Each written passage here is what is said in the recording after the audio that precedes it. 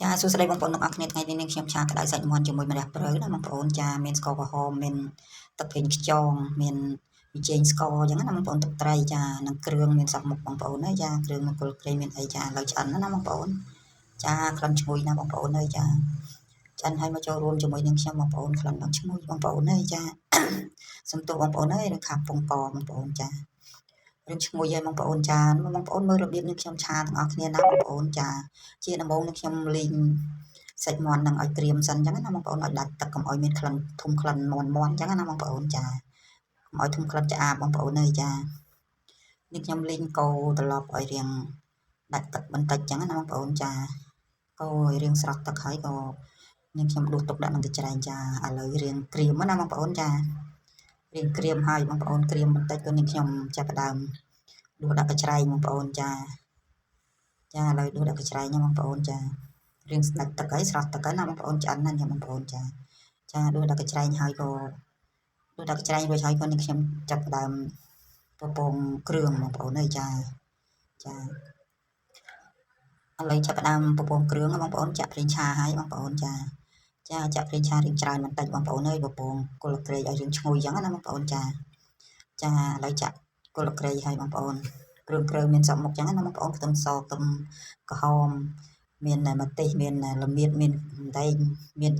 ស្លឹកក្រូចអញ្ចឹងណាបងប្អូនចារៀងក្រៀមហើយក៏នឹងខ្ញុំដាក់ស្ករក្រហមមួយស្លាបព្រាចាកូរស្ករអញ្ចឹងដើម្បីឲ្យឈ្ងុយបងប្អូនចាបងប្អូនធ្វើរបៀបដូចនេះខ្ញុំមកឈ្ងុយណាបងប្អូនអើយចាឈ្ងុយគ្រឿងបងប្អូនចាឥឡូវឈ្ងុយគ្រឿងកូរស្ករត្រឡប់ឲ្យរៀងឈ្ងុយហើយក៏នេះខ្ញុំចាក់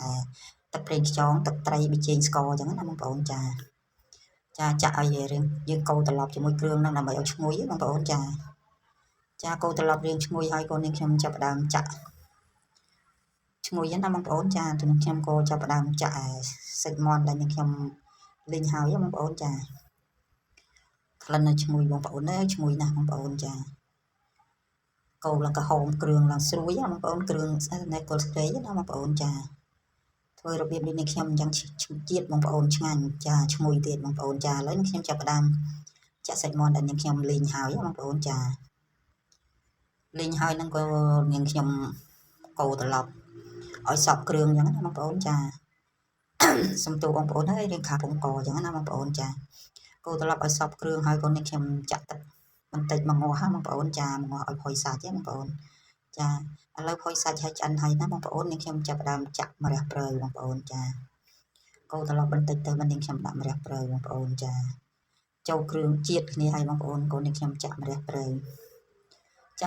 នឹងក៏នេះខ្ញុំកូរត្រឡប់បន្តិចចឹងណាបងប្អូនចាកូរឲ្យសព្វចឹងចាកូរឲ្យសព្វហើយឥឡូវអូខេហើយណាបងប្អូន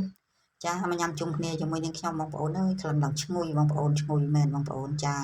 ឆាក្តៅសាច់មាន់ជាមួយម្រះព្រៅបងប្អូនមានរសជាតិឈ្ងុយណាបងប្អូនចា